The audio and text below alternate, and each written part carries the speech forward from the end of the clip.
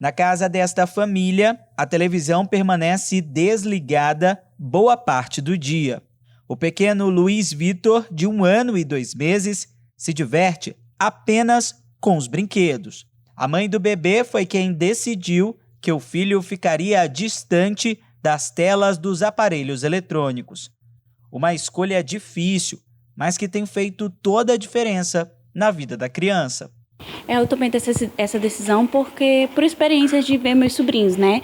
Eu comecei a perceber que crianças que usam telas ficam muito mais agitadas e eu não tinha essa consciência antes, de quando eu estava grávida. Eu só comecei a perceber quando eu resolvi tirar, quando o Luiz já nasceu. E aí eu fiz um teste, né? Porque eu não acreditava, já tinha lido os estudos e tudo. E aí eu digo, não, vou testar, né?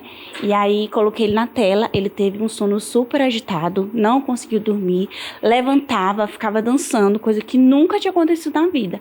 E aí foi desde então que eu disse, realmente as telas afetam, né, o desenvolvimento da criança, afeta o sono e entre outros motivos. E aí desde esse dia eu decidi não colocar mais ele em telas. E aí ele participa de toda a minha rotina em casa.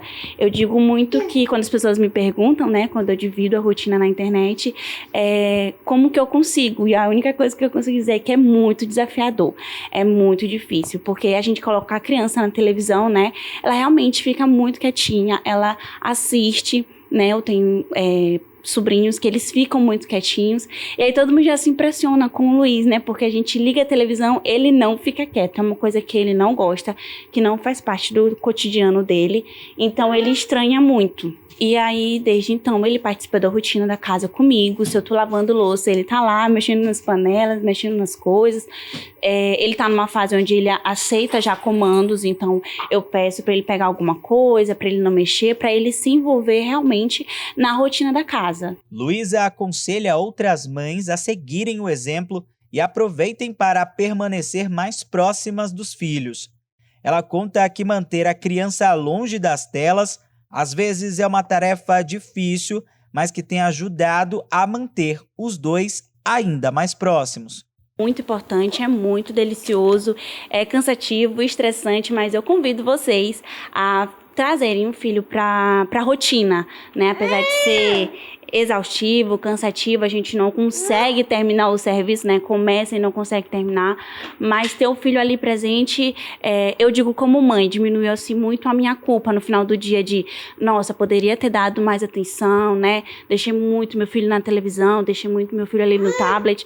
Então, qual que Luiz não tem celular, eu digo muito aqui em casa que a televisão é de enfeite, e Luiz não tem celular, não tem tablet, nada que faça ele ter esse contato. Eu sei que eu não posso evitar também durante muito tempo, porque o mundo tá aí, né? Tem muita tecnologia, mas pretendo evitar ir no máximo até os 2 anos e depois ir inserindo gradualmente. A Organização Mundial da Saúde estabelece orientações claras sobre o uso de telas para as crianças.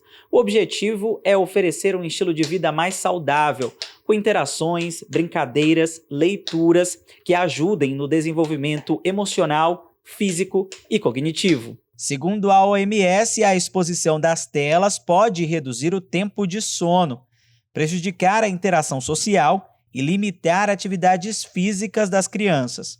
Com a chegada das férias e a rotina corrida dos pais, a tecnologia, que é vista como uma grande aliada, pode não oferecer tantos benefícios assim. Essas horas que, digamos assim, são perdidas, ou seja, as crianças ficam navegando, pode interferir de forma muito significativa e pontual no desenvolvimento delas. Isso traz malefícios no que tange principalmente à cognição, ao comportamento, e inclusive algumas problemáticas de natureza psíquica e emocional. Esta especialista explica como os pais podem diminuir o tempo de tela dos filhos. Uma das estratégias é fazer as crianças entenderem que a tecnologia é uma ferramenta que deve ser utilizada apenas para pesquisas e outras tarefas, e não no tempo livre.